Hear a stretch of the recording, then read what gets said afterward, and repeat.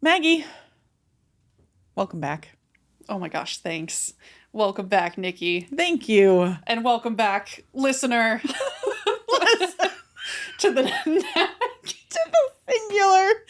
singularity out there. Okay, well, everybody's listening to it in their own singular experience. It's very, yeah. So, hello, listener. Listener. Parentheses S on parentheses. Disparenthesis. How do you, Jesus Christ. It's open and close parentheses. Right, that words. I was liking where this intro was going. I was too. It was totally workable. We can totally redo it. No, it's amazing. I love it. We're going to keep it. Okay. Oh, all right. Authenticity. Totally. If we are nothing but authentic here at Navigating the Healing Path podcast. Very true. Scripts? What scripts? Who needs we don't that script when you have an active and open channel for truth and love to be spoken into the space. And just a really rad friend to just have an open-ended conversation with. Makes it real easy. Quite. Well, welcome. Here we are. Back again. We're going to talk about the thing this time. The thing. We're going to talk about the thing, the hard thing. Yeah, y'all, we have had a hiatus within our hiatus. Quite the 6 season months. 3. Yes. Yeah, we've been going through it a little bit. And there have been some procrastination and avoidance things coming up, at least for me anyway, in regards to this episode's topic. I'm just saying, procrastination feels like a little bit of a dirty word. That's valid. It's rife with judgment. That's fair. If we're neutrally saying procrastination, I'm going to say with purpose. I would agree with that. Okay. There was purpose in the time away. 100%. Yes. Always. But at the same time, I feel like there were some weeks in there where it was just like, yeah, this isn't, it's just, granted the energy wasn't there. And it was not the time. Because we do practice in synchronicity and divine timing and going with the flow, right? This is true. And it was at times confusing because we're going to do the thing. Let's do the thing. We're going to talk about it because we're going through it. Let's do this. It'll be very helpful. And then life happens and it prevents you from doing the thing, which is the practice of, well, it wasn't the right timing. And so you let go of that expectation. You set the intention to do it again, to pick it up, to continue on in the right timing. So I think a lot of life in general is just learning how to determine good timing and what's best for you. When it's right to push through, right? Or when it's appropriate to step back and put things down for a little bit. Yeah. Right? That has very much been the practice with this podcast. Oh, for sure. For you and I. So that's helpful. That's a helpful reframe. I can drop the self-judgment. Anywho. We are talking about... The thing. The thing. What do you do in the dark when you find yourself in the dark again? That is the topic that we have been mulling over in our heads as we find ourselves in the dark, in old patterns and cycles again. What do you do? I think that's what I've been looking at and figuring out. So that's what we're going to discuss today on today's episode. Woo! Navigating the Healing Path. Cue the intro music.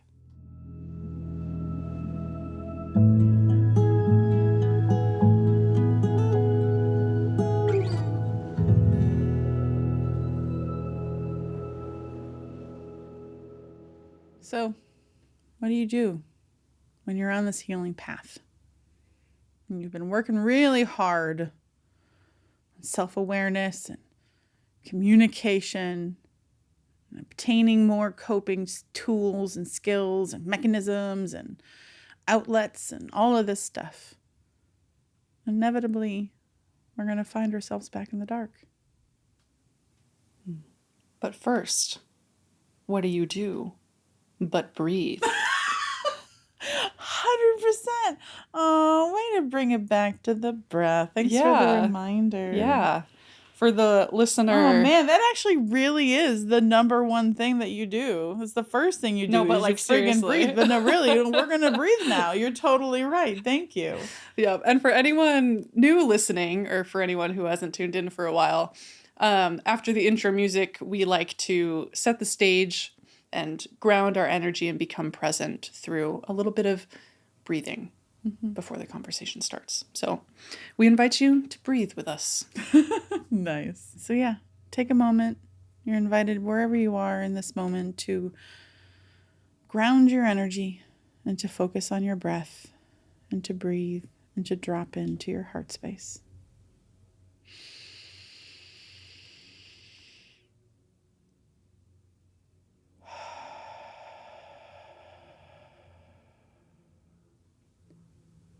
Feeling the expansion of the lungs, bringing that mindfulness to your body, to this moment. Breathing in.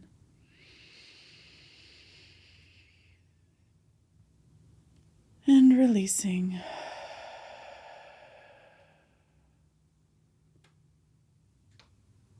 It always feels much more clear.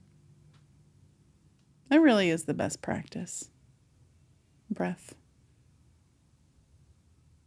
Agreed. It's the first go-to, right? Mm-hmm. When it comes to, it's sort of the advice that you get for everything. You're in pain, breathe. You know, something terrible happens, okay, just breathe. It's almost like we stop. You forget time, like it gets caught. Yeah. Or how much time is spent on autopilot or dealing with so many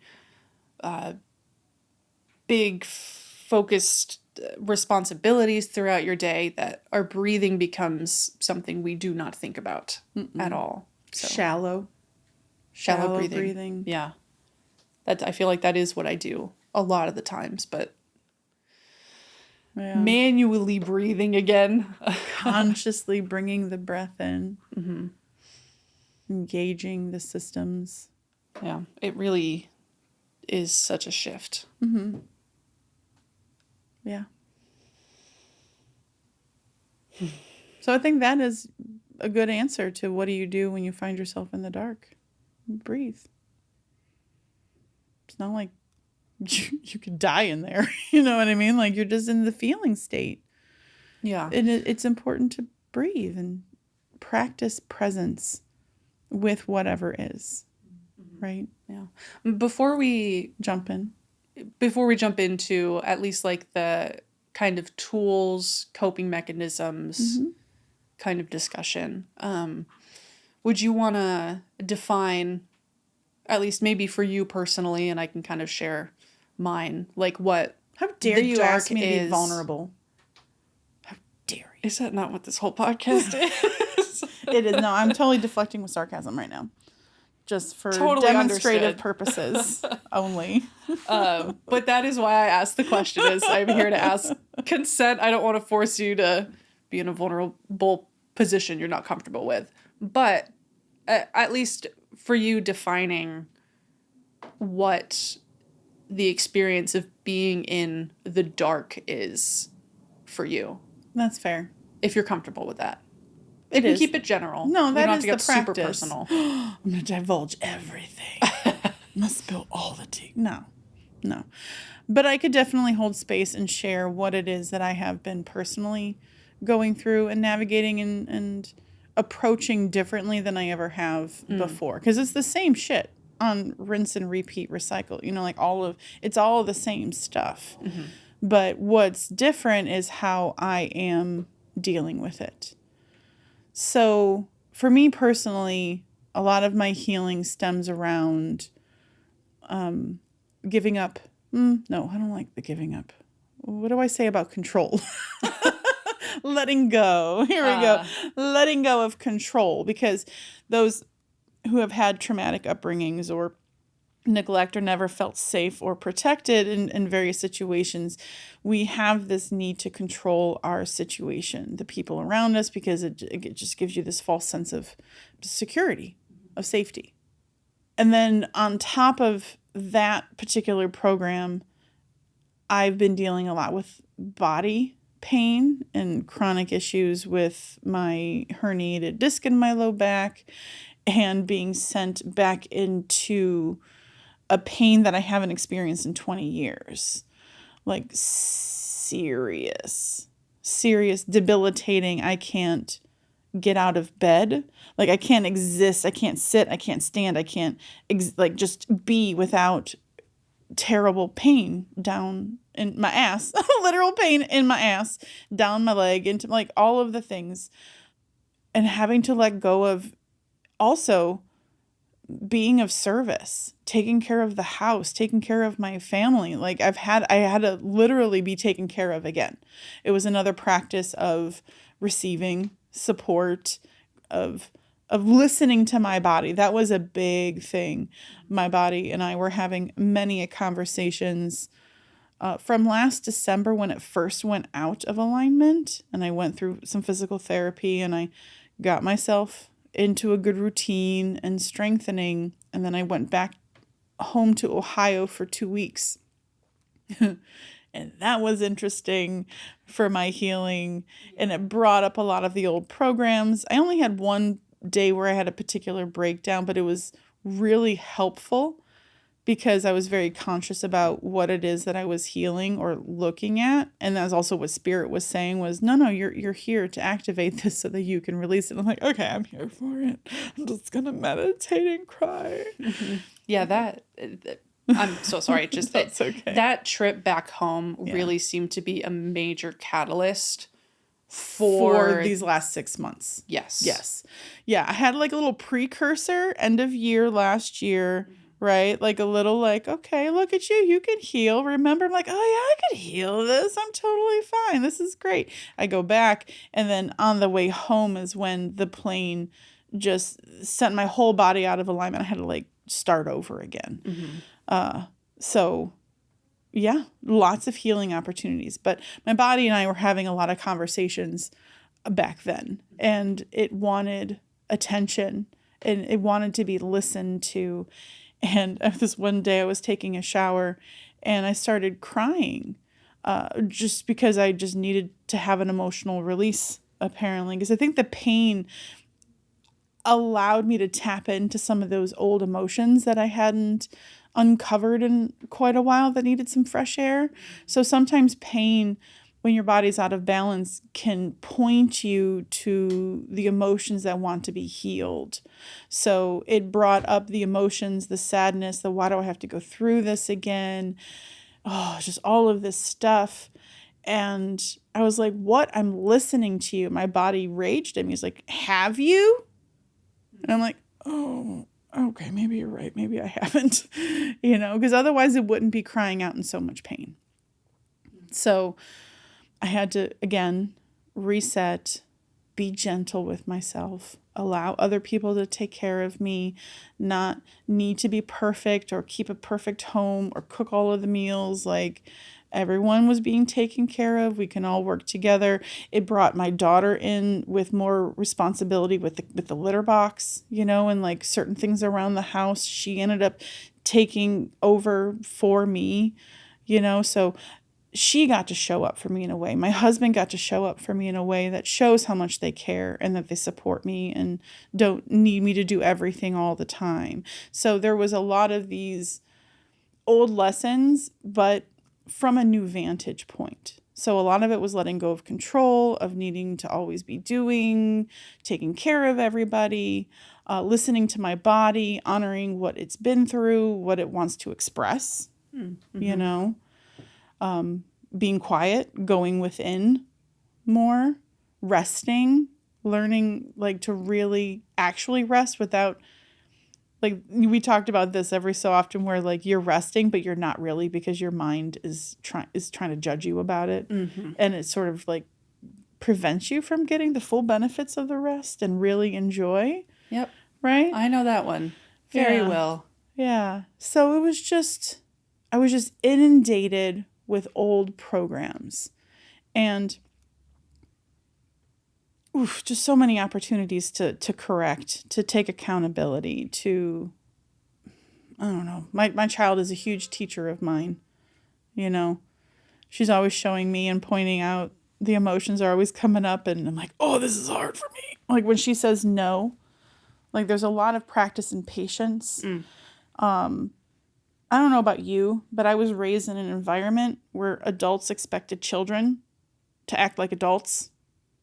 And that to me just doesn't make any sense. But I find myself leaning on that, right? Or wanting that, like unexpectedly or unrealistically, honestly. So I would not be the best version. I would yell. I hate yelling. I really hate losing. I'm not going to say temper because I don't have a temper. I wouldn't say I have a temper like where I'm like super afraid, but I can get very loud. But I do also understand that when people yell, they do not feel heard.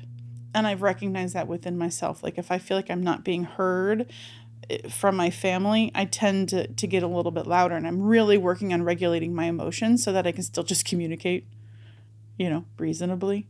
Be like, I hear the no. I hear you're not into this, and I get it. Not all of us like to shower, and I get that. But you need to, my love. Like, it's kind of time. I love you. But, self-care. So there's just a lot of this old stuff, old ways of dealing with things, reactions that have just been so in my face that I just needed to take time and be with them and unravel it, hold space for it, be compassionate with myself. Made a lot of apologies over the months as I've been healing and getting back into a good routine and pattern of self-care. Mm-hmm. Yeah. A lot of emotional stuff, physical stuff, communication stuff, old patterns that I'm just so over. Just forms of communication I'm just not into, Mm-hmm. And that's exhausting, by the way.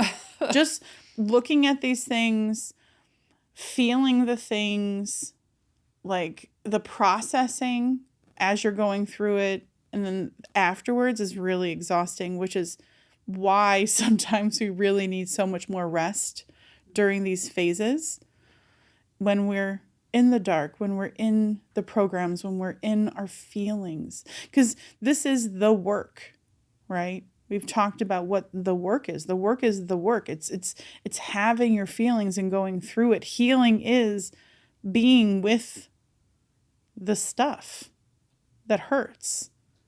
But consistency and all the other healing tools help to dissolve the attachment or the negative feeling states, like to where it doesn't bother you anymore. And that's how you know you're on a good track, is when the things that used to bother you don't bother you anymore. Right. So that's always a good sign to look out for. Or it helps you to gain the awareness to then be able to make a different choice moving forward. Yeah. A lot of emotional stuff, though. Mm-hmm. And pattern breaking.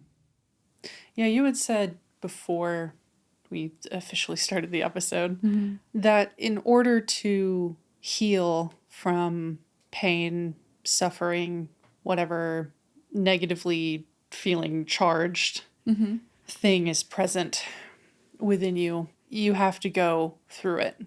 Yeah. You have to experience it in order to, quote unquote, get to the other side of it. Mm-hmm.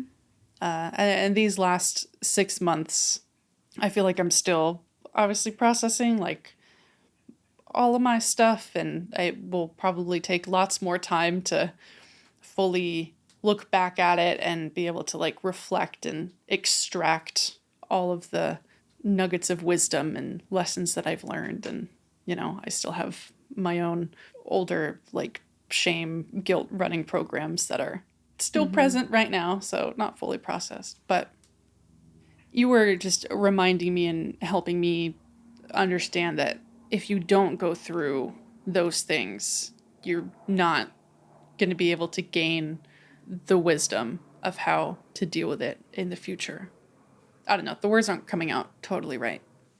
I liked your reflection on what was standing out to you earlier, because that is important for I feel people to understand and know. Mm-hmm. We can't avoid the feelings when it comes to healing. You know, I heard a Sandy Hook survivor, one of the students who is still alive, who went through therapy and healing and is an advocate for healing. And he was saying, because he was into drugs for quite a long time and was on a bad path of addiction and things. But once he went into therapy and he finally addressed the trauma, it wasn't until he had to go through it again that he finally became free of it.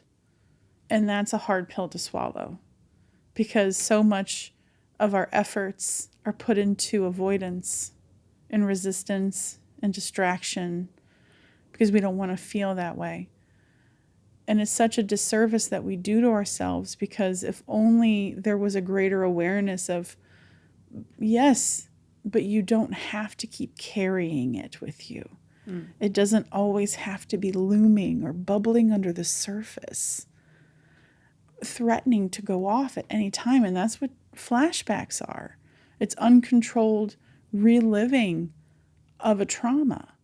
And real, like your brain convinces your body that this is happening again right now in this moment. You are being threatened, you are being harmed, right? And that's why, for me, this is the work, because I don't want to carry this anymore. I don't need it weighing me down or holding me back.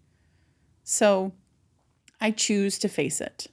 I choose to feel it and to go through it, because it's on that other side that you get to let go of it and it doesn't hold you anymore.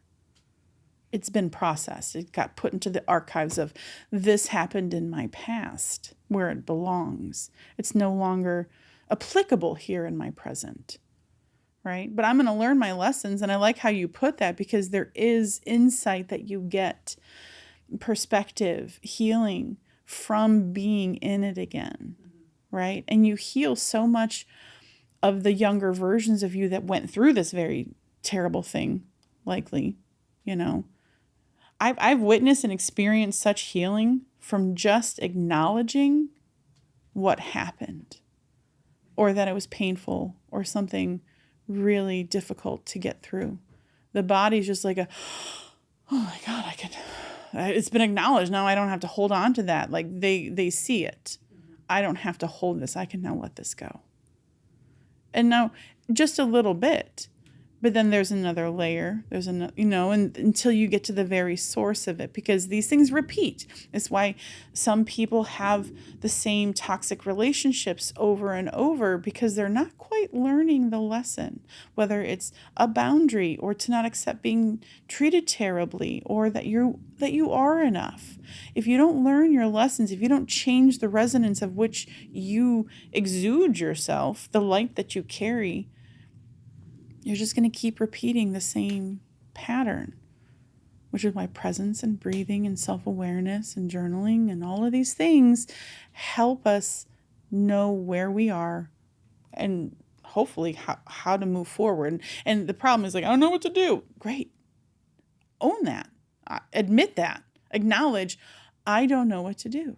And the moment that you acknowledge that, then the universe is like oh, would you like to? And then you become open, like, well, I would like a mentor or a teacher or a healer, and just show me, what the fuck do I do with this? And as soon as you open yourself to the possibility, then you're able to receive it, or to practice receiving, because that's also something we have to learn sometimes. Yeah. Receiving support, receiving love, showing up for ourselves. Yeah, that is all stuff I am actively working on. Right? Some of my favorite work to help people with. It's some of my greatest joy is helping people practice receiving. It's like, okay, You're going to lay there and you're going to relax if you choose to, because you're choosing to. You asked me to do this with you, so I'm assuming we're in this together, right? All right. So you're going to lay there, you're going to open, and you're going to receive. I'm going to guide you. You're going to ground. And like, it's a practice. And I get to practice giving and they get to practice receiving. And then Spirit's like, good job, Nikki. You get to receive too. And I'm like, thanks so much. For anyone who doesn't know, Nikki's referencing the energy and body work that she does. Yeah. I hold space for healing. Yeah. It's pretty great. I freaking love it. It's a great blessing. I get to touch people safely and lovingly, you know. But yeah, the work.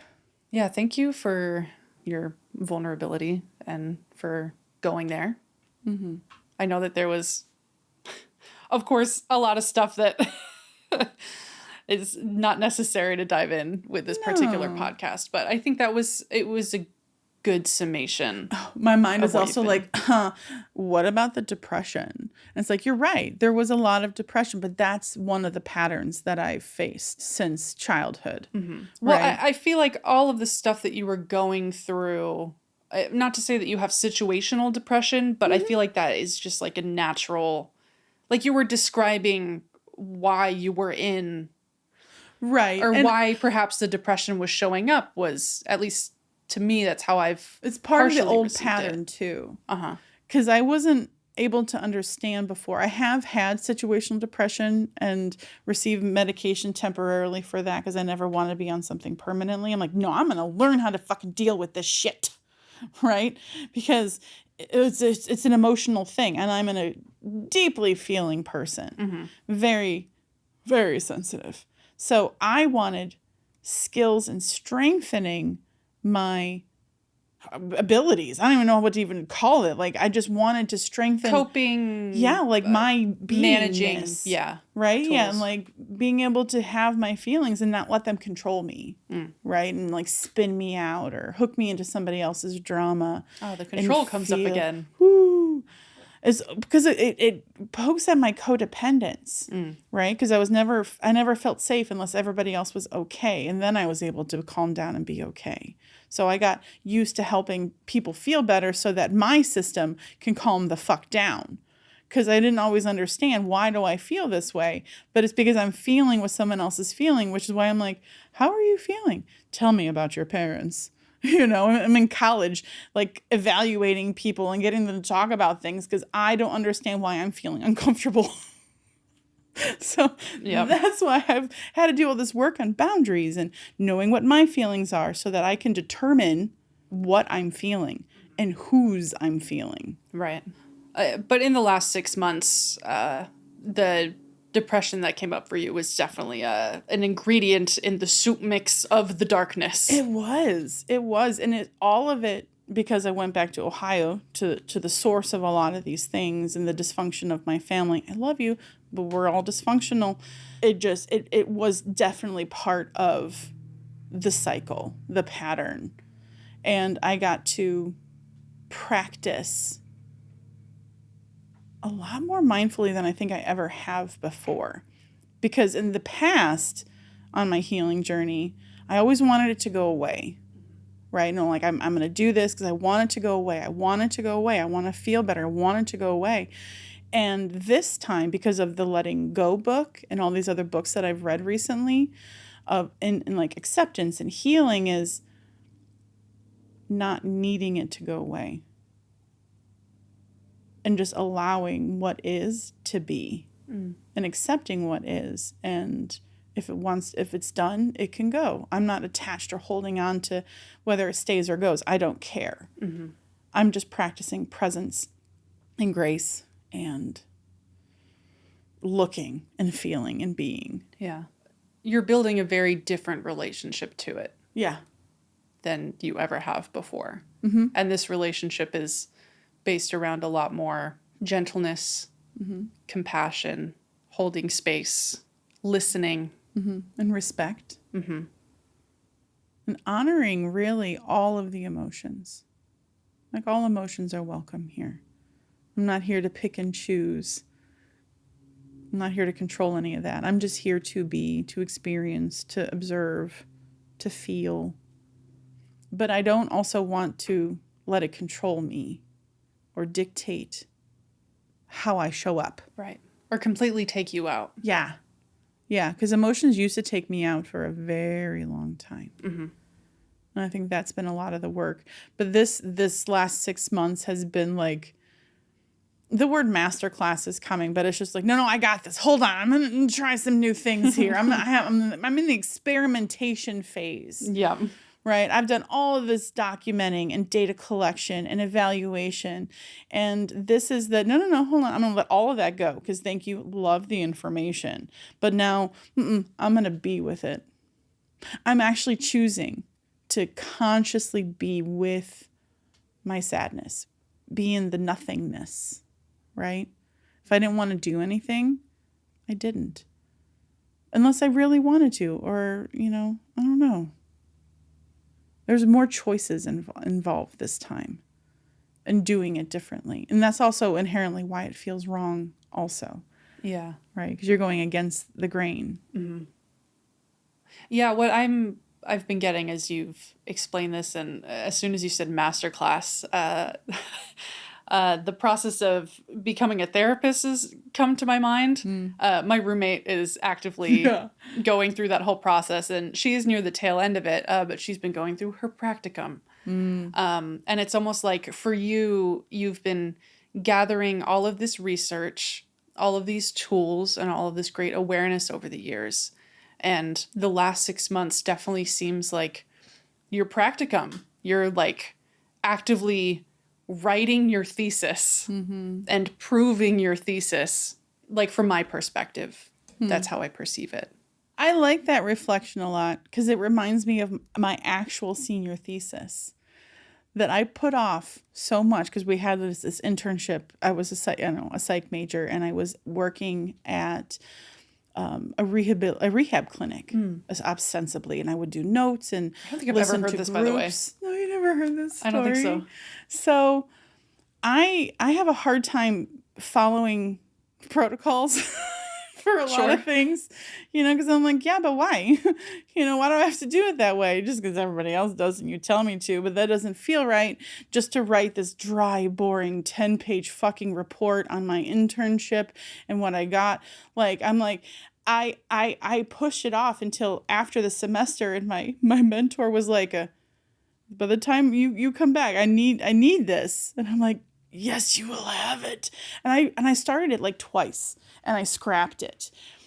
And I was getting really frustrated. I'm like, this is my fucking job. Like, I know how to write papers. I'm good at this. I'm good at school, and I love this. Like, what is my deal? And it wasn't until I put myself in the shoes of the patient, right? I treated my senior thesis like I was a patient at this rehab center. I made myself an intake form, and it was all for me for college and for all that, like, this is what I'm doing. This is what, like, and all of my progress notes were in the style of the notes, the SOAP notes, and it was all in the right order. And then there was the reflection, the paper, and that was on the left. But I had packaged this in a way that made the most sense to me, to where I put myself in their shoes, and this is what I learned. This is what I've learned about myself, and, all of this other kind of thing. And my mentor gave me an A- because it was late. Otherwise you would have had an A+. He goes, this is the best one I've seen in a very long time. Can I keep it? Let's go. So he kept my file folder with all of my notes and all of my papers and things that I did for this.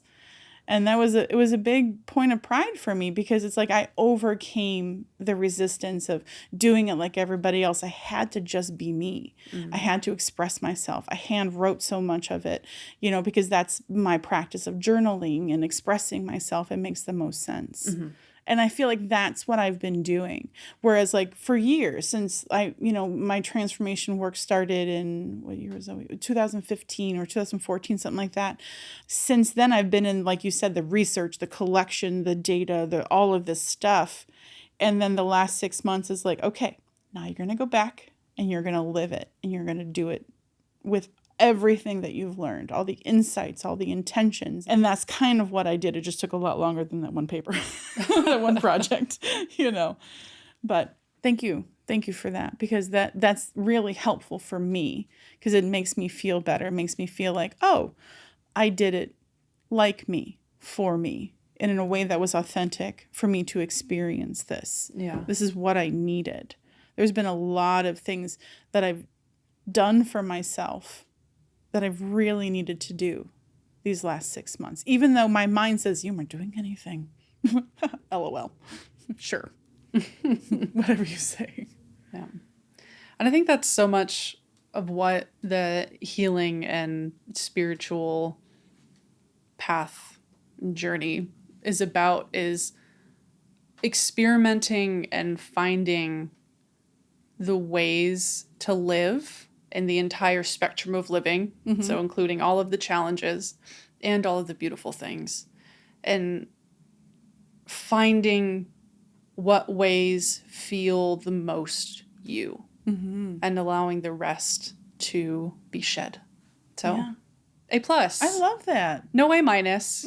You weren't tardy. You get an A+ today. Thank you. I like that perspective, and here, and cheers to that. Because I think that's a lot of, you're right, that's a lot of what this is for, is trying to figure out how it feels good to live. Mm-hmm.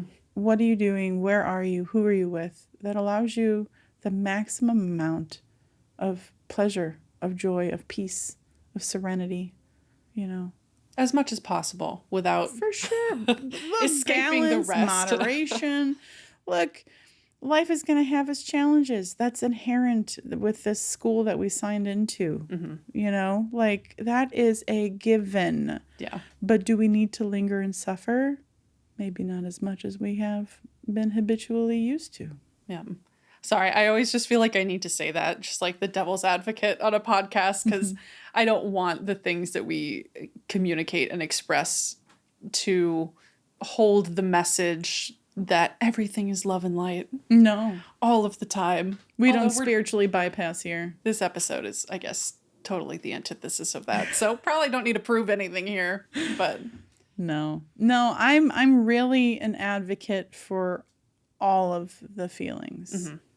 This is information. That's what I love about, I haven't gotten too far into it, but why I'm so drawn to Senses of the Soul, because it teaches you about emotions and what they're really trying to communicate with you.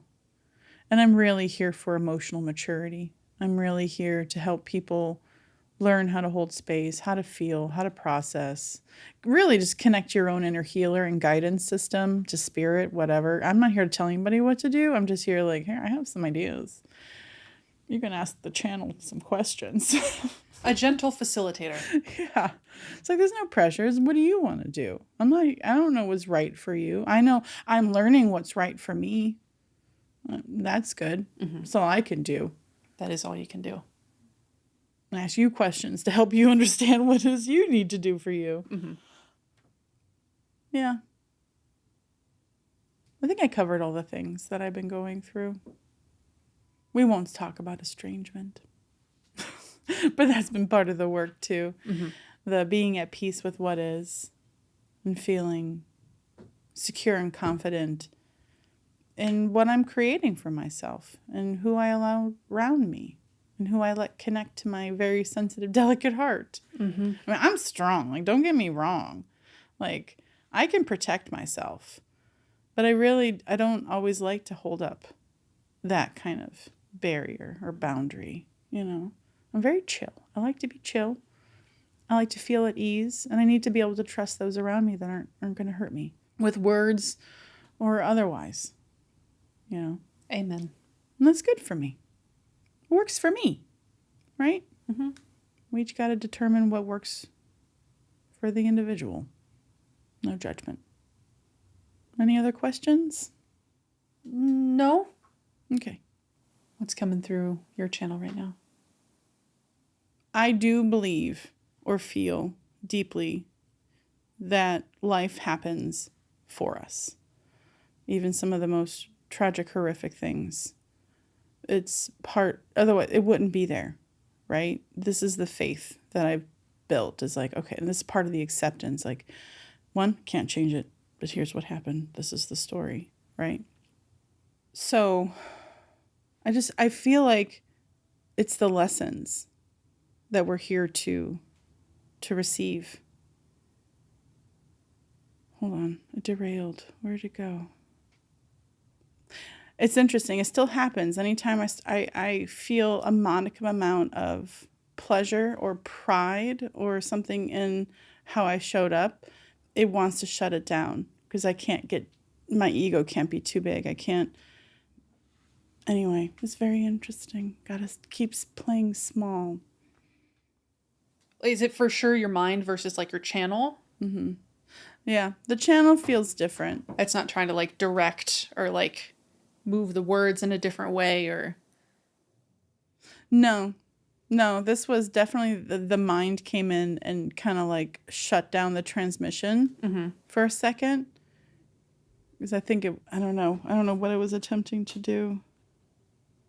Anyway, here's what I appreciate about the last 6 months is it has been an opportunity for me to do things differently, to show up differently, to show up for myself in meaningful ways, for me to practice letting go of expectation or ideas, letting go of intentions and goals. Like there was a time where I really felt like I let everything go and just I wanted to see, because I was experimenting, what came back, right? What connections were reestablished, where my attention was drawn, how I was feeling, right? Without any sort of pressure. I wanted to hold space for the sadness. I wanted to honor it. And so I got to practice speaking to it and about it with my different communities. And I've said this consistently over the last 6 months, every time I'm in our group or any of my other groups, how much I appreciate the space and this ability to speak my truth, to be honest about how I'm feeling or what I'm looking at or what I'm growing through, because I grew up around people that were like always trying to like fix things or make you just feel better without actually addressing the pain or the source of it. It's like, no, I don't need you to help me feel better. I'm good at that. What I'm practicing now is honoring what is. So I had opportunities to connect with respectful, kind, loving, compassionate individuals who just held space and listened and offered love and support and words of validation without trying to fix anything. Lots of questions, lots of clarifying questions that help you look at what it is that you're looking at, to help you understand it or say it in a different way or just practice being vulnerable and receiving support. Right. So because I had this opportunity, then I got to feel what it felt like from begrudgingly showing up. And I was always very clear, like, I don't want to do this. I don't want to talk about this.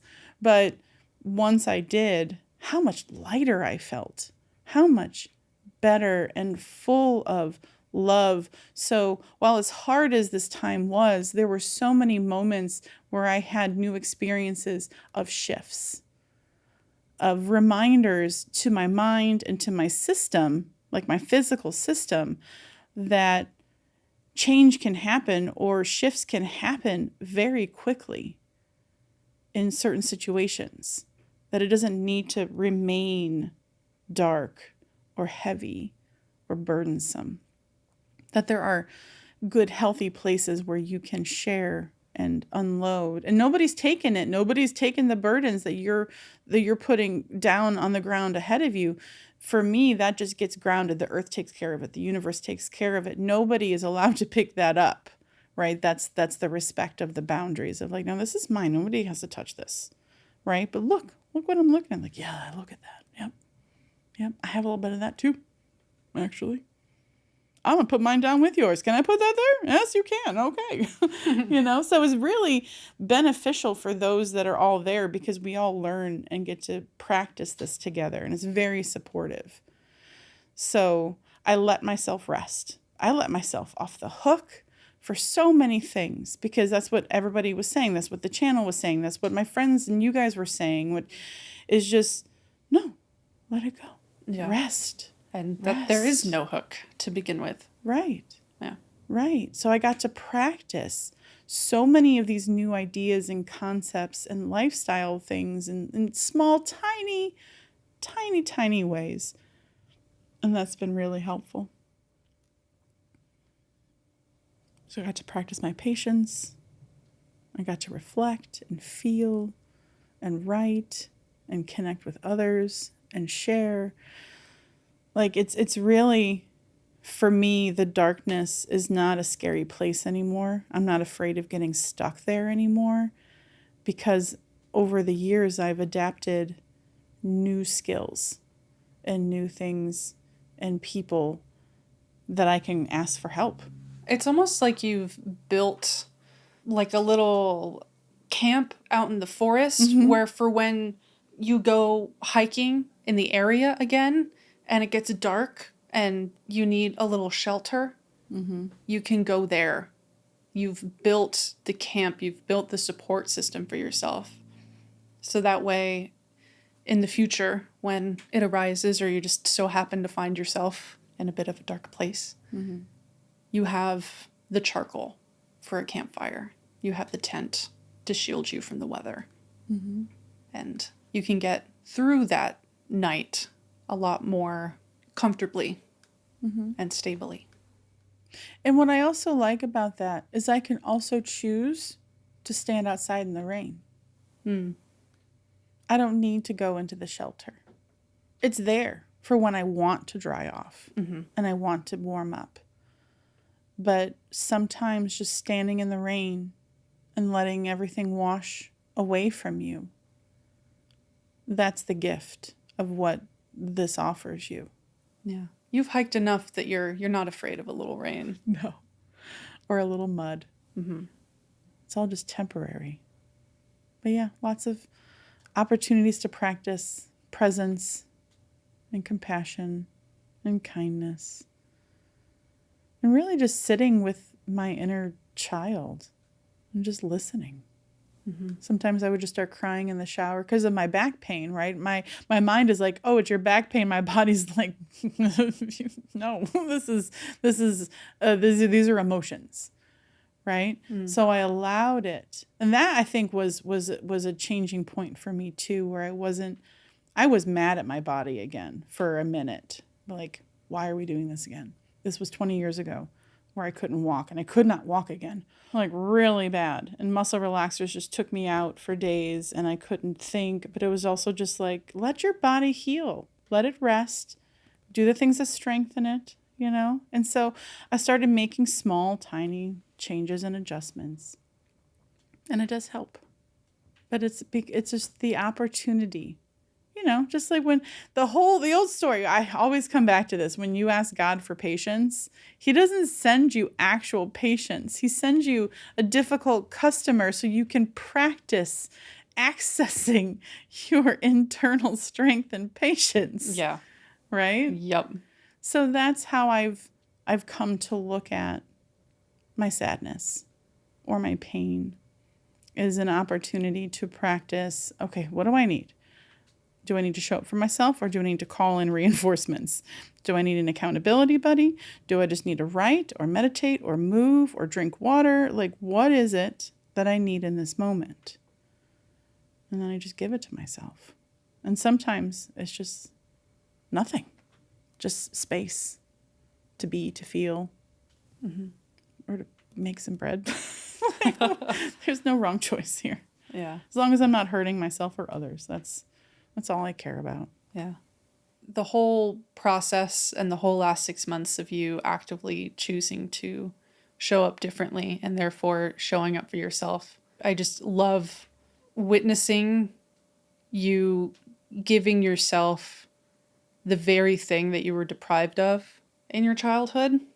And you now, through all of the years of trial and error and research and resource and tool gathering, and going through it many, many, many times, it's beautiful to see this, to see you experiencing that positive polarity and how you're showing up and you're allowing yourself to feel the pain, the anger, the frustration, where your youth, it was everybody around you told you to shove it into a box and just completely ignore it and not address it. You're actively giving yourself the opposite experience and finding what feels and works best for you as a result. And it's fucking awesome. Thank you. I really like it. I think they call it reparenting. A lot of like what I do is giving myself what I didn't have. And that's attention. Like direct attention to me. And that has been a real challenge, is for me to show up for me. And it's like, and that comes in the form of my self-care protocol that you know so well, that I've told you about ad nauseum. Yep. Which is just Love meditation, movement, and writing. These are the three things that if I can do this sustainably or consistently most days, can't be so absolute and so rigid in my thinking and my structure of routine. Like that's just unreasonable for me. But so long as I could do it most of the days, that to me is showing up for me, because I'm writing about me, what I'm feeling, what I'm looking at, what I'm going through. I meditate with me, and I breathe and I feel and I connect to my spirit guides. And then movement is me moving and feeling my body. It's all about me. And I'm like, but no, that means I'm selfish and I can't do that. I have to focus on everybody else. But that's what I need. I need me to show up for me. And it just helps me show up for others all that much better. It makes it easier and full of more joy and presence. So yeah.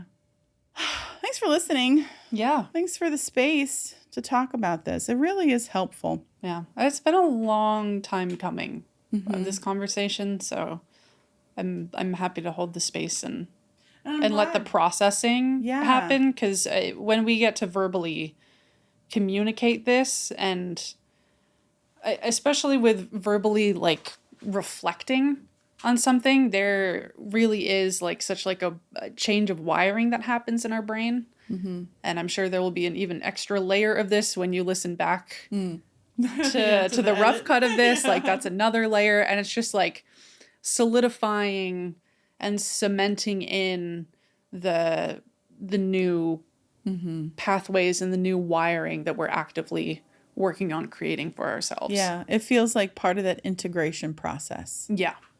And that's what I really value in all of these opportunities to share and to speak about it. Because each time I gain a little bit more insight or a little bit more appreciation and acknowledgement for the work that I've been doing. And that has also been part of the work and practice that has been suggested by my community is, can we acknowledge how far you've come? And it's like, I know this, right? I teach this. And yet sometimes that's what's so hard, but that's also why you need other people sometimes. Is like, a lot of the times. We know all of the things that we are told, but sometimes we just momentarily forget. Right? And so you just need that little reflection to be like, oh yeah, that's right. That's what I'm working on. That's what I'm doing. All right. That's dope. I'm good.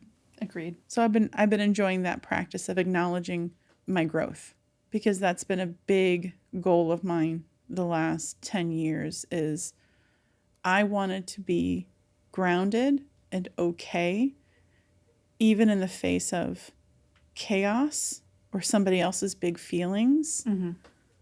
And so that's also what I feel like I've been doing here is like, even in my own chaos, can I be grounded? Can I be as calm as I can? I'm going to have my waves. I'm going to have my big feelings, but I don't need to hold on to that either. I don't need to keep that perpetuating. I could just let it run its course And then I'm like, okay, cool, back to grounded, back to peaceful.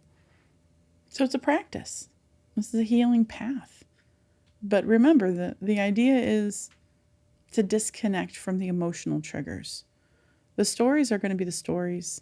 It's part of your history. It's how you got here.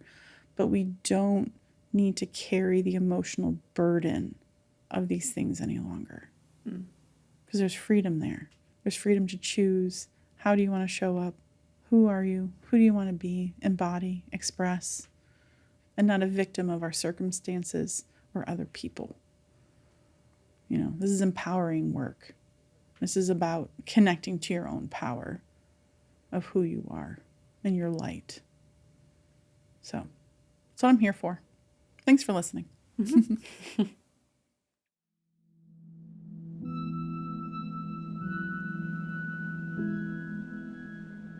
Hey everyone, it's Nikki here. I really hope you're enjoying the episode so far.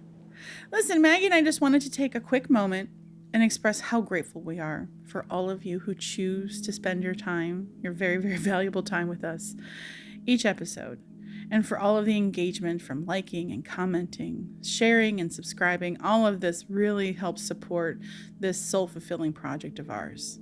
Not only does all of your engagement help spread the conversations of light and healing to people, but it also reminds us and lets us know that what we're creating is resonating with you, and that somehow we're being of service, which is a wonderful gift.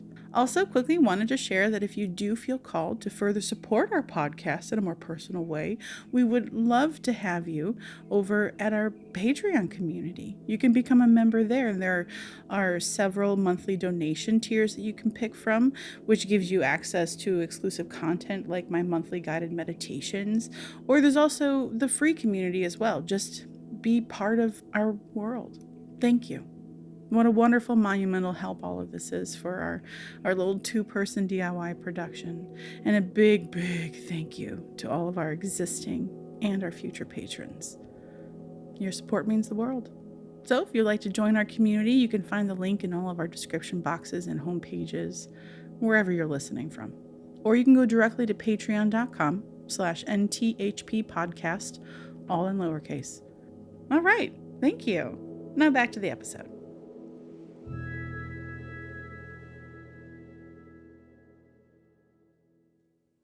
So how about you, miss? What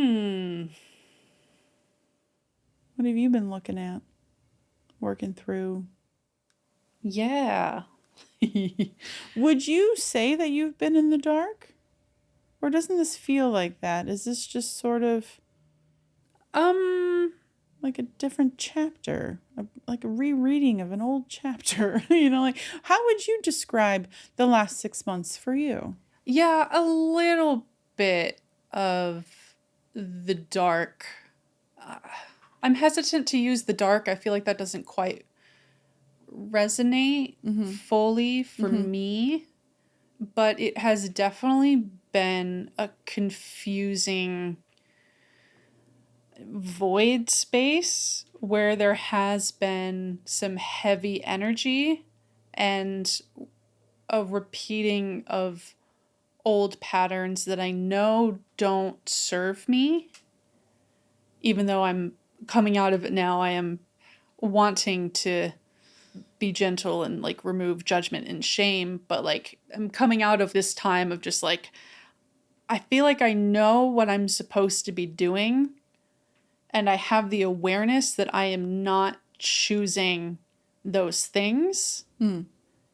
And there's just a lot of shame and guilt and judgment programs that run and paralyze me, and then just kind of puts me in like a low, numbing, I'm just gonna distract kind of space. So it's like a little bit of darkness because it's shame and guilt and it's judgment and the self. I feel very far removed from like the self-hating programs that I used to have. That's good.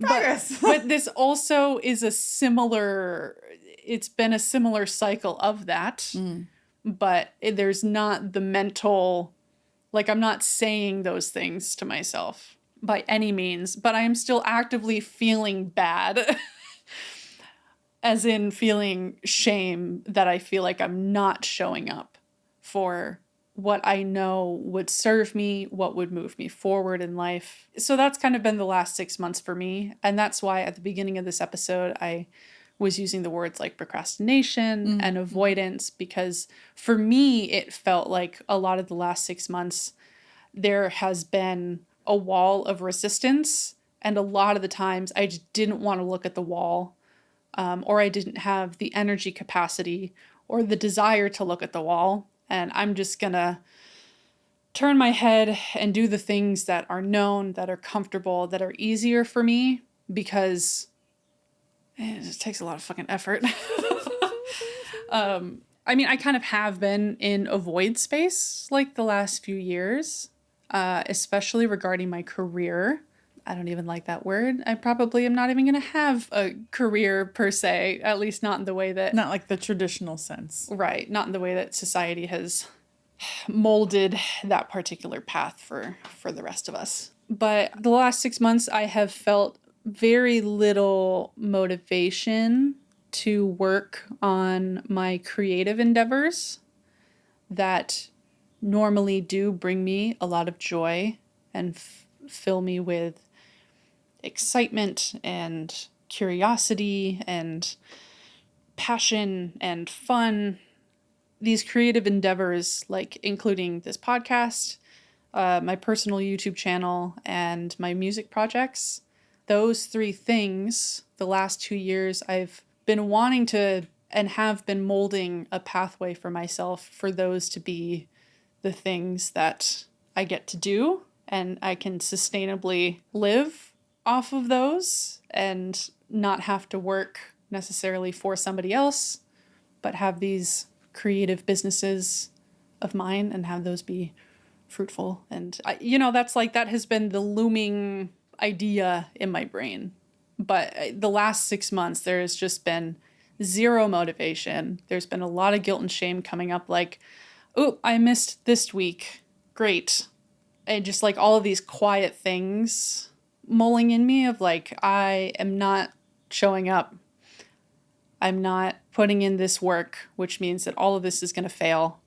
A lot of doubt, a lot of insecurity, because there's been a lot of questioning if these things even are going to be lucrative for me, if I even do have the skills or the luck even to make these sustainable sources of income for myself. There's just like a lot of deprogramming and a lot of shit that's come up.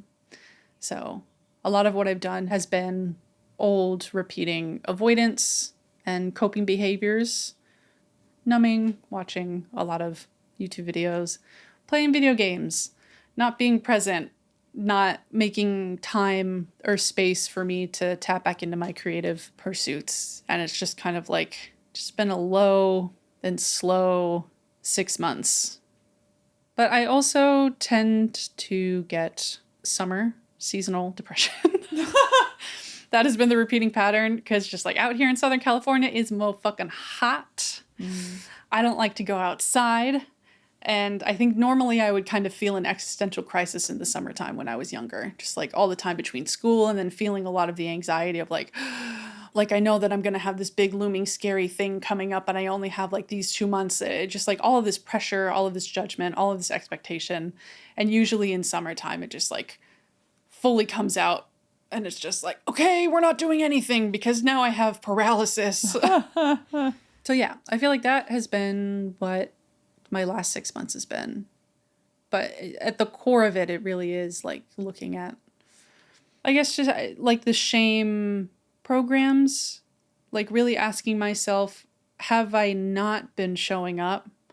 Like, is that really an accurate and fair question to ask myself? Because that's what my mind is telling me. Like, similar to you, it's like, well, it's telling me I haven't done shit for the last 6 months. Like, there has been like zero progress forward in anything that I said that I cared about and wanted to build. And it's just like all of the times that I tried to build this stuff up, it would only last for a couple weeks. And then I stop showing up and then I spiral. And then years later, I pick it up again. And then it's just like that repeating cycle. And it's just like shame, shame, shame, shame, shame. But I have been going to therapy through this whole time and have consistently shown up to our Sunday support meetings and gotten to air a lot of this and talk about it and kind of shine a light on the mind thoughts that are definitely not telling an accurate story. Yeah. And learning to detach. The mind is not always the most accurate in its perception. No, it is not. Can I ask you a question? Yeah, please. I feel like I rambled. With this awareness and where you are now, how can you see this, how this time has been for you? How is this challenging void time of old patterns repeating? How is this for you? Like how you reflected to me before we recorded and what we kind of mentioned a bit ago. Without having this time of the old programs repeating, I wouldn't be able to gain a higher awareness of how it is really no longer serving me. Like it's like my awareness baseline has kind of slowly increased and increased to where like 10 years ago where I really didn't have any tools and resources for handling this kind of thing, there would be like no awareness and I would just be like, everything is my fault. I'm screwing everything up. I am inherently like, I am missing, like, look at all these other people. They're so motivated. They're doing all this stuff all the time. I am inherently like built incorrectly, or like I just don't have all of that. 5 years ago would probably be the awareness baseline increasing of being like, what? Why the hell? What is this? Maybe I'm hearing people saying that they're doing something different than what I'm doing. Is there a possibility that I don't have to be operating in this way? Interesting. And now, this time, I don't know why I'm working in 5-year increments, to take this with a grain of salt. But now this time, it's like, these last 6 months have been like, I am aware the whole time. I am aware in the moment. I'm like, I know that this is numbing activity. I know that I am choosing this because I actively want to avoid the icky, gross, uncomfortable feelings that would come if I choose to sit with the feelings of shame or sit with the feelings of doubt or sit with the reality that my mind does not think that we are capable of having our creative endeavors become successful, lucrative businesses so that way I can live a happy, creative, passion-filled, excited life. Like, that is the overarching core of what all of this is because I am seeing that I am actively holding on to that belief that what I want is not possible to gain. And so, who the fuck, pardon my French, wants to sit with all of that stuff when I could play my computer game and I can put on a podcast and I can fill my mind with all of this stuff. So that way the looming, mean, doubtful, afraid, anxious voices within me and those feelings in my physical body, they don't have to be listened to or felt. And therefore, I don't have to change what I'm doing. Because that takes a lot of effort. It does. But now I'm reaching a point where it's like, okay, the uncomfortableness of avoiding the uncomfortableness is now, it's now getting more uncomfortable to avoid the uncomfortableness. Mm-hmm. So now of what you're avoiding. Yes. Mm-hmm. Yes. So now I'm at that threshold where change is imminent, and now I'm like, I must change. Otherwise, the real darkness will ensue. That is kind of how that goes for me. Yeah. I don't know if that answers your question. I kind of went in a slightly different direction, but No, it did. Of course.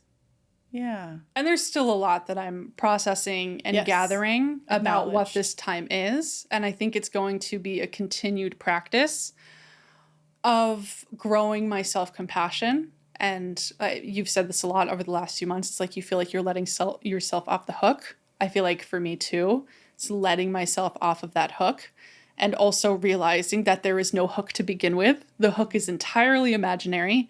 It is self-made by a voice in my head that is not even truly me. It was something that I picked up.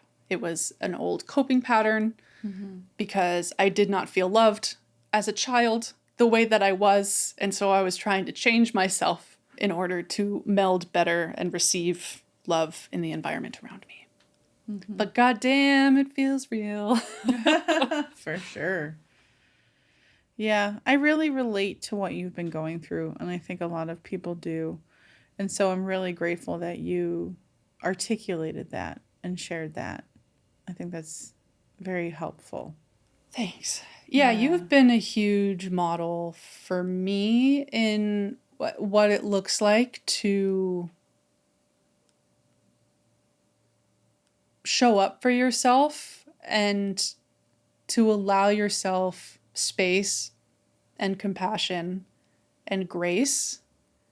Because without this time, I don't get to move forward with the deeper understanding of my programs. And that is the very thing that allows us to heal forward or to heal deeper and to move forward.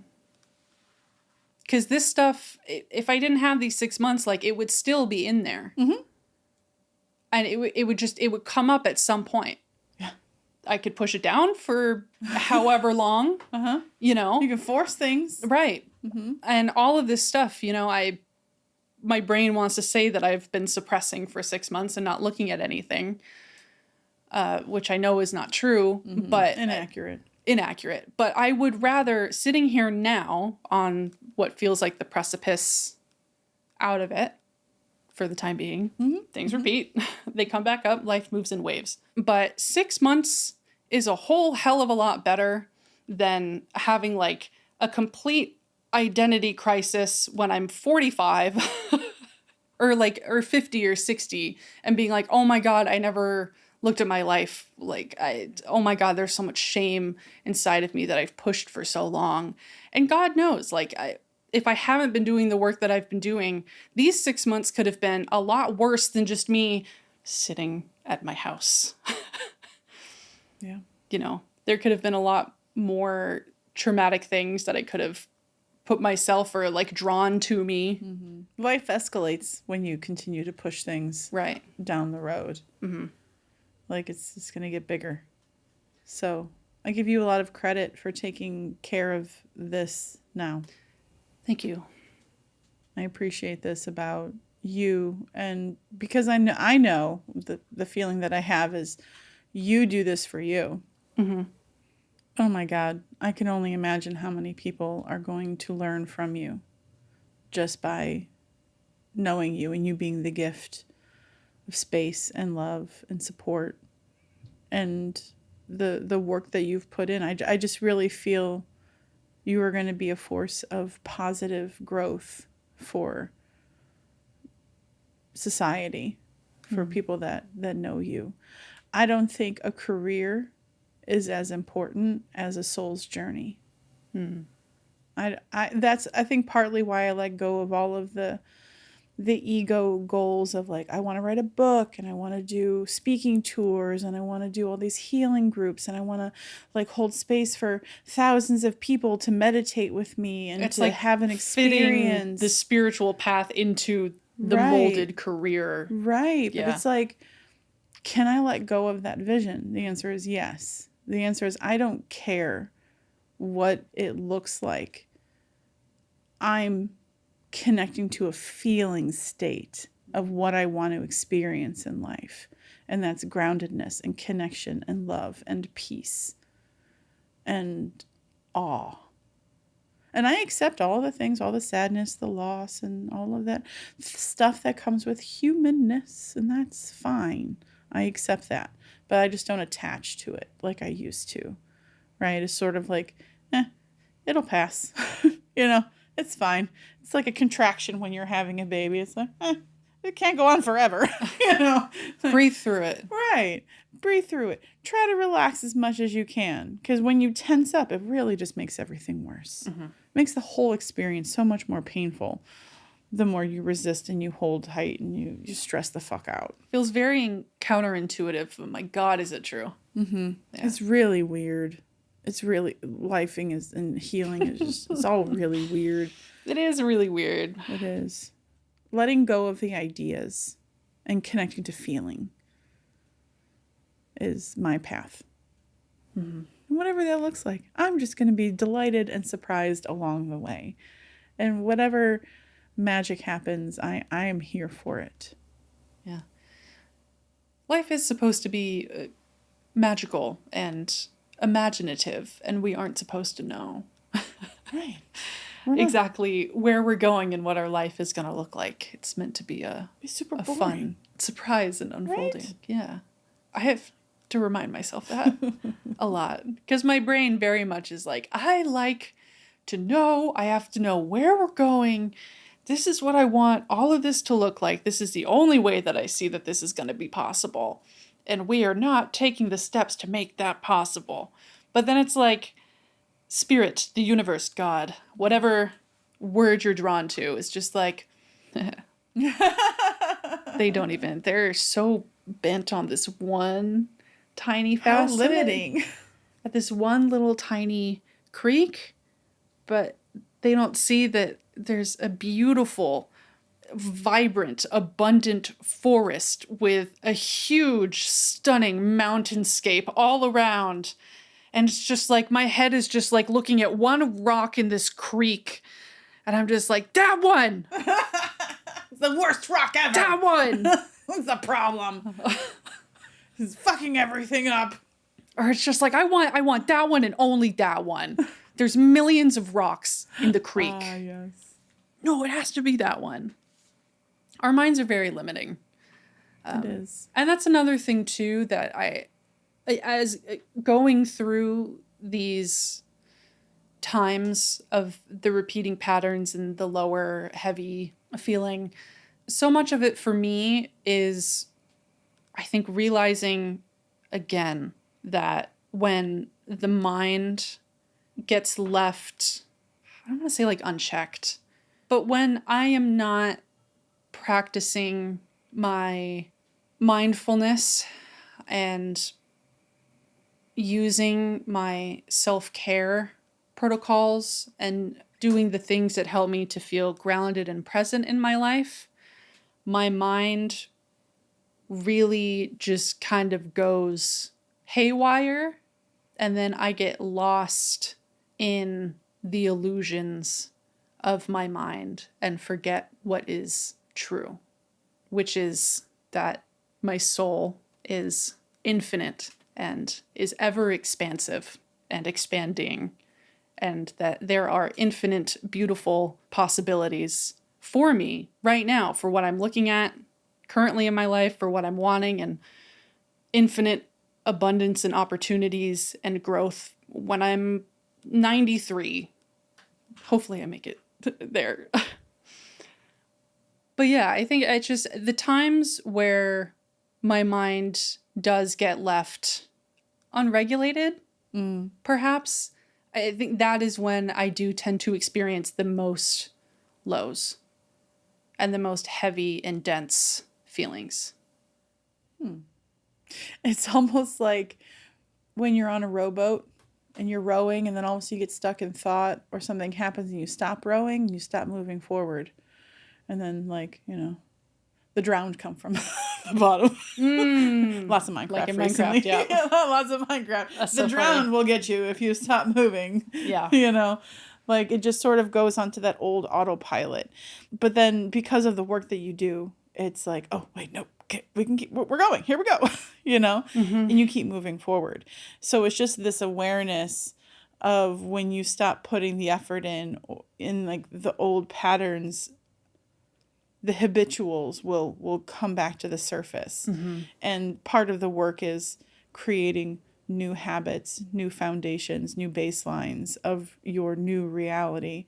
And as one is leaving and you're adopting and integrating a new one, that's a really weird time. Mm-hmm. And I know that you've experienced this yourself, Yeah. because these conflicting thoughts and feelings, it's like, I don't like the old, which is why I'm getting rid of it, because it's not serving. It doesn't feel good. But this new one also feels really wrong because it goes against the old programming, because it's trying to survive Mm-hmm. and trying to sabotage you as much as it can so it can maintain its control over you, your system, your mind, all of the things. Yeah, you're just like in this awkward tug of war, Oh my back and gosh. forth. Right, which is why we need to practice that compassion and holding space for it, because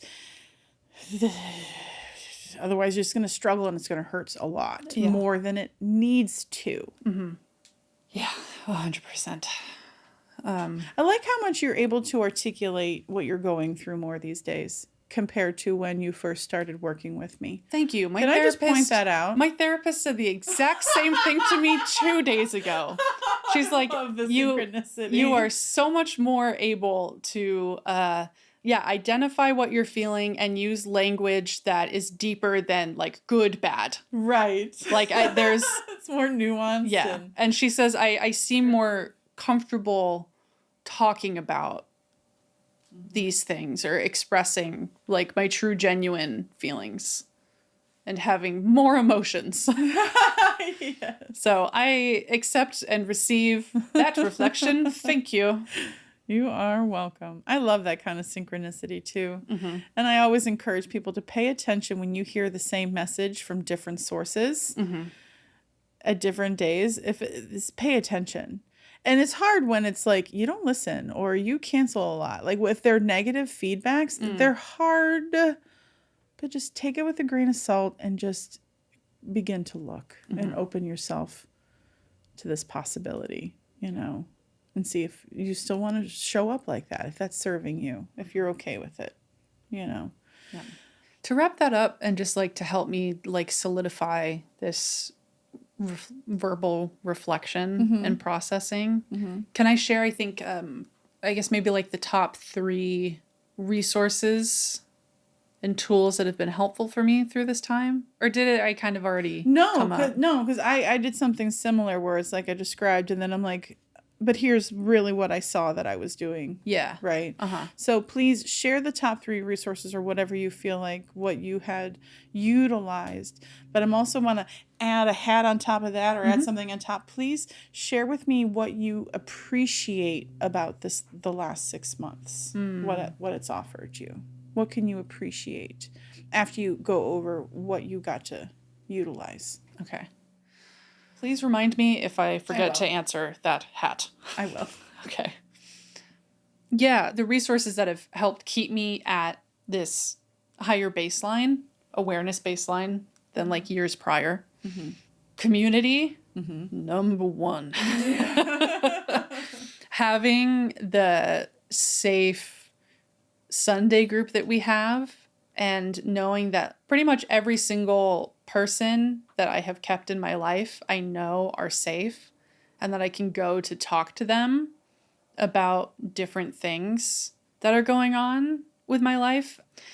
I'm not always the best at reaching out to those support systems when I need them, when I am not feeling great or feeling like I have a lot of access to energy, or if I'm feeling shameful, I tend to kind of like go into a bit more isolation. But like with our Sunday group, that's like a dedicated group thing within a very specific timeline of the day, and it's consistent. And I think that has been like really, really game changing. So if I have a hard time reaching out to people individually throughout my week, having that group space, that consistent scheduled space, and therapy as well, it's the same thing. It's scheduled, it's consistent. It's within a time container. And I think that is really helpful for me to be able to just share my deepest thoughts and like really what I'm truly looking at. So that's game changing and such a different thing than I've experienced. And I'm so grateful that I have surrounded myself with and have maintained friendships and connections that do truly feel safe. Something that is recent is the practice of mindfulness, really. Yeah, just the practice of mindfulness. Yeah. Yeah, because like Yeah. through sharing this today, like that's where I started. Like I had never said before or like even realized consciously or mentally that like a lot of my, I'm just going to use the word suffering, a lot of my suffering in the last 6 months has all been because of or a lot of it has been because of the unregulated mind that's just running and going and it's sucking up all of my presence. So even if it's things that I enjoy, like indulging in a video game for a few hours or listening to one of my favorite podcasts, like I was doing those things, but I was constantly running the mental programs of shame, of guilt, or, oh, maybe I can do this later and this, and this. Like I'm not present and there enjoying the thing. And so I think a lot of what has been helping to feed and will help continue to feed the transition out of this 6-month period is practicing more mindfulness in my day to day. It's like when I'm sitting down and I'm making a choice to play a video game for a few hours, really choosing it and choosing to be there and enjoying the feeling, but also not running away from, like, if there is shame coming up, being like, oh, I'm feeling shame from playing this video game right now. Oh, gonna plug in the podcast. It's like setting the parameters one thing at a time. Like, let's be there. Let's do the thing. Whatever it is. So that's a tool and resource that has been very much helping and one that I'm going to very much continue to practice and nurture and see how that works for me and if there's a shift. And with that also just making more time for like meditation truly, or just like time to connect to my heart and to move from my brain and from the mind space and down into the feeling open heart space and just connect with the infinite immortal being that is my soul. So just making time to connect to just like the magic of being a human on this planet, because it makes no sense and it's incredible and there's magic everywhere. I think that's the main medicine for me right now. So yeah, that and community kicks ass. Solid. Yeah. What was your question again? What can you appreciate about the last 6 months? Well, one, the fact that I have gained the reflection and lesson of those resources that I just listed, without having gone through this period of time and gone through the repeat of the old programs and feeling and thinking the heaviness that came with them, I wouldn't have as greater access and understanding to the tools that really help me feel like me and like that just feel better.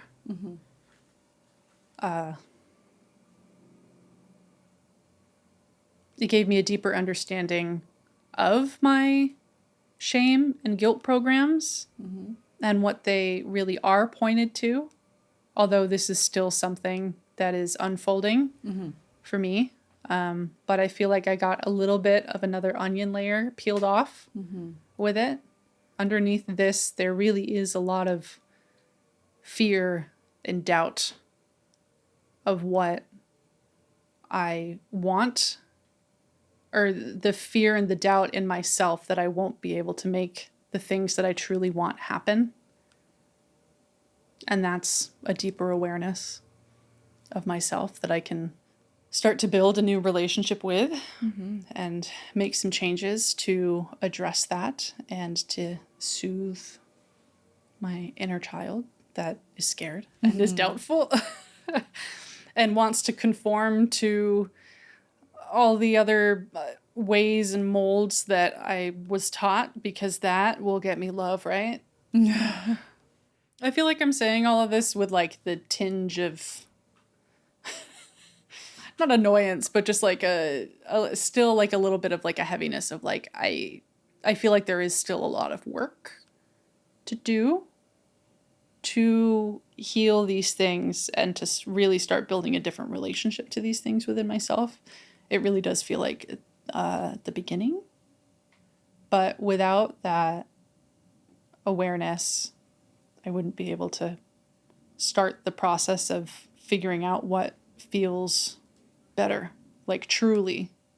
And I am also incredibly grateful and proud of, even though it might not sound like it, the grace and the self-compassion that I have administered over the last 6 months is astounding compared to where I used to be.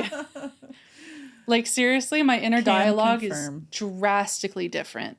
While there still is healing to be done, there was really a lot of grace and openness and allowance to just give myself some space and allow myself to be, even if my mind is telling me that I am doing everything incorrectly. And my community has been a huge proponent in that. And like you especially have been an active model and way shower of that. It's just like, okay, let's be gentle with ourselves here. We don't have to be so harsh. And it really is all okay. Yes. It's 6 months. I don't know. I'm still in my 20s. I'm starting to grasp like this is the time for this. Yeah. It's okay. Yeah. 6 months. Not bad. Considering there have been patterns that repeat for people for years. And they're stuck places for years. So I think giving ourselves that focused, intentional time to give us space to feel, to assess and evaluate and experiment, I think it helps speed things up dramatically for shifting, for healing. So for me, from my perspective, it's a drop in the bucket, you know, and you're always just my belief, perfectly on time. Even if you're late, perfectly on time. Otherwise it wouldn't be like this. So good. I'm glad you've had these experiences. And I'm able to see your growth and observe your progress. And it's very satisfying. I'm going to say satisfying. I really enjoy observing this. I've realized this for some time now, as I get to witness, like bear witness to people feeling better. I think it's just so much fun. Yeah. From whether it's a massage or energy work or we're talking, I'm able to perceive shifts and feeling states and growth. And it's just really fulfilling. And I'm so grateful that I get to observe and witness you on your path. It's very nice. Thank you. I think you're great. Oh, just in general, which is why I enjoy watching all of this. Thank you. I received that. That's very lovely. Yeah. I think you're great. Thank you. it's also same.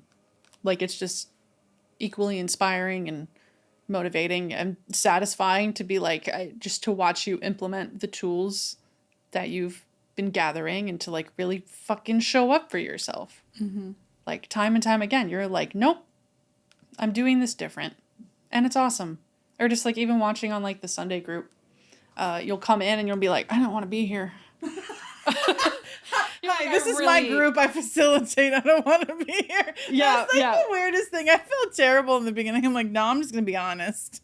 Yeah. My mind wants to be drinking coffee and playing Minecraft or reading my book. You know. But you still show up. I do. And you talk about the hard things.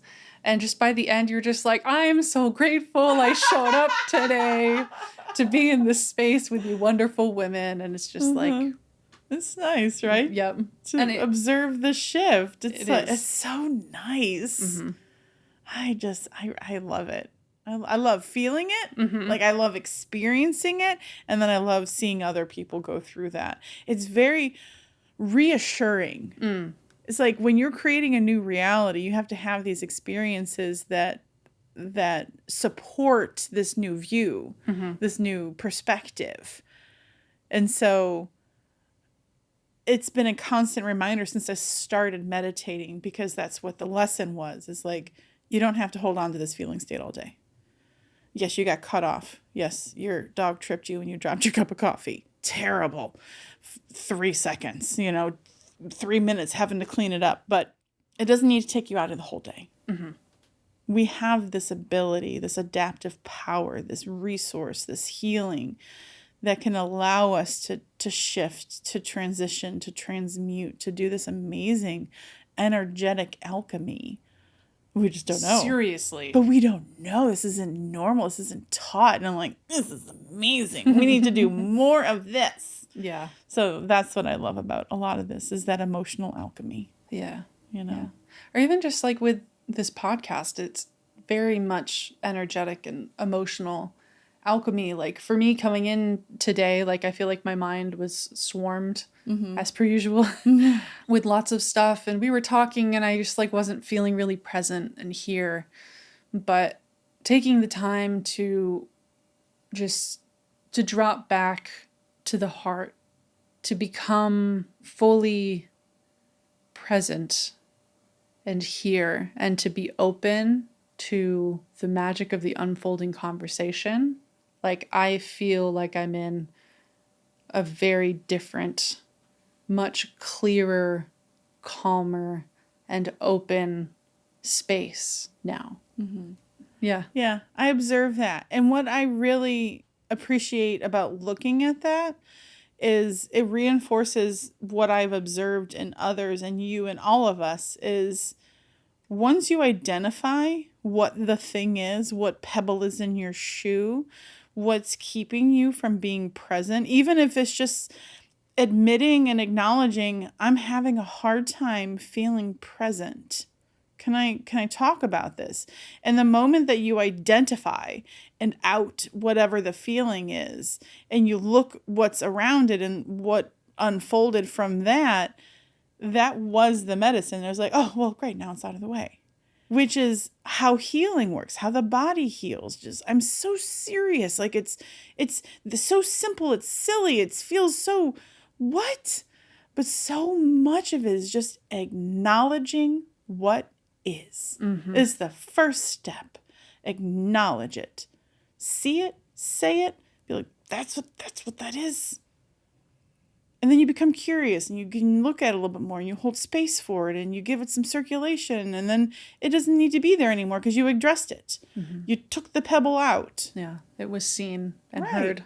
Right. It was honored. And then you could just let it go.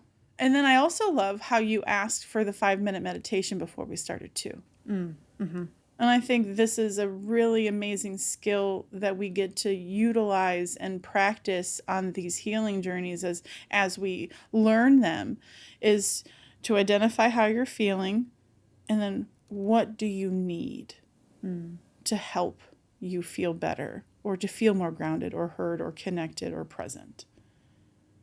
And then sometimes you don't know. It's like, can we try meditating? Can we try talking about it? Can I just cry about it? Like, I don't do whatever you feel you need to do. Right. And that's the experiment. That's how you figure out what works for you. Right. Yeah.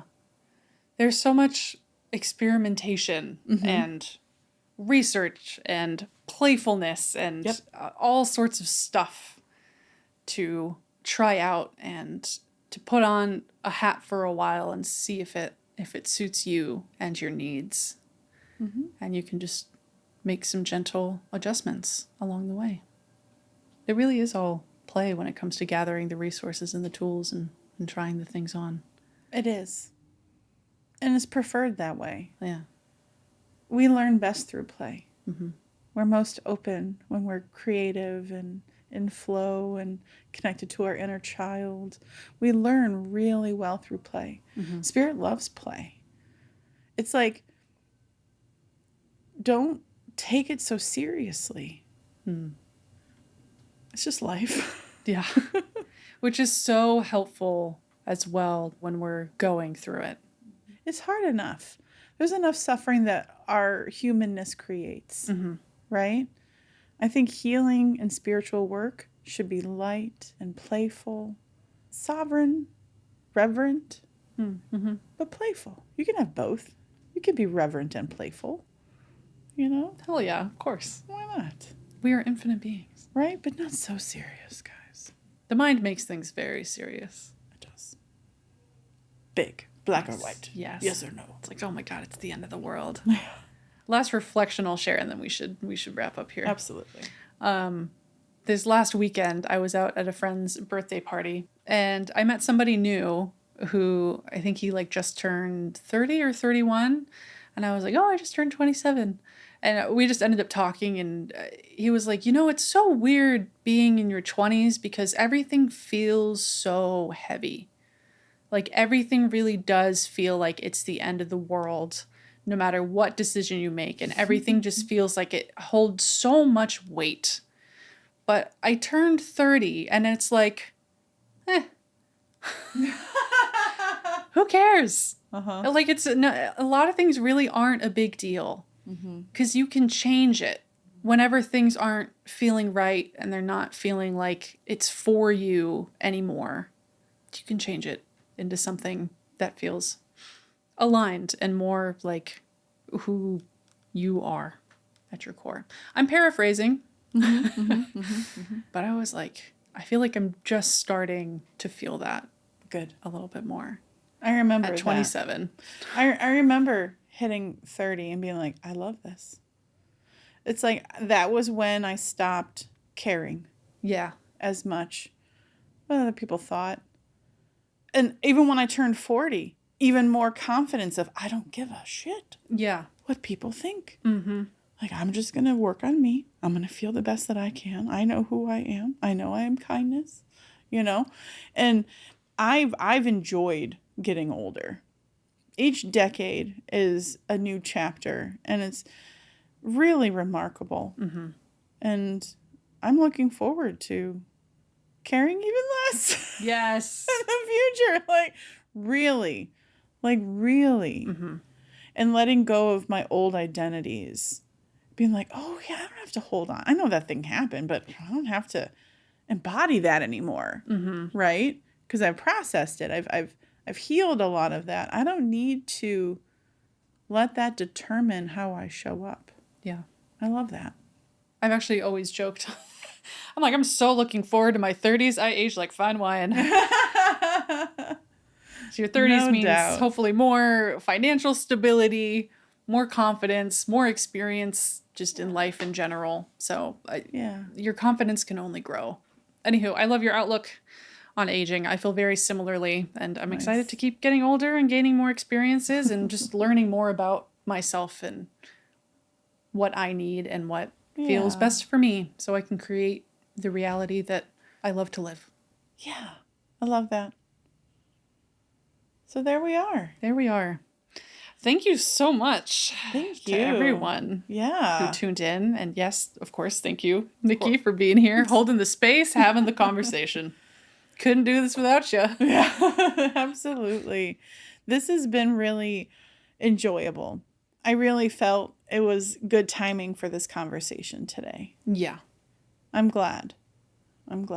We are practicing showing up and listening to our inner guidance systems, right? Yeah. Yeah. Another thing I'm grateful for the last 6 months, and with us being on parallel timelines, it feels like. Yeah, super helpful. Yeah. I'm very grateful that this was a consistent practice in allowing ourselves the space and the grace to not show up when it wasn't aligned. Or to force ourselves into doing work when we are not in a space for it at all. Right.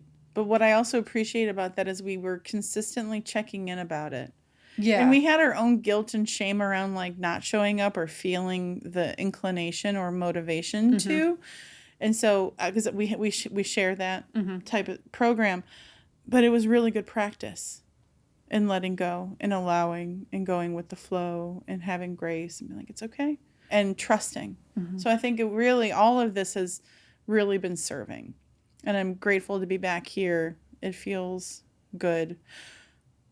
Do you have the list that says what we're talking about in the next episode handy? I do. Do you? I what have are it we pulled talking about next time? Yeah. So for anyone that is still with us and is curious what the next episode's topic will be in 2 weeks' time, we will be discussing witchy things. Yay. Witchy things being the use of like essential oils, mental magic, rituals, herbs, Palo Santo, sage, nature. Yeah, just like all sorts of whatever the hell you want to call witchy. Just benign, nature loving connection, spiritualism. Fun, spiritual, ritualistic things.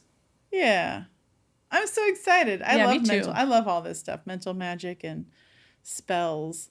It's so fun. Much power in playing them. It really is. I love it. Yeah, me too. Well, thank you all so much again for tuning in today. And in the meantime, if you are looking for more content from us, you can go over to our Patreon page. That's patreon.com/NTHP podcast, all lowercase. The link is in the description below. We have some special guided meditations and extra raw, real, uncut conversations over there, if you are so called. And thank you to all of the patrons who do donate to us and help fund our DIY podcast production here. It means the world to both of us. Many thanks. So thank you all and have a great self-reflective, self-loving, and gentle 2 weeks. Or whatever 2 weeks you want. Sorry, do your thing. No pressure. You be you. You be you. Okay, goodbye. Bye.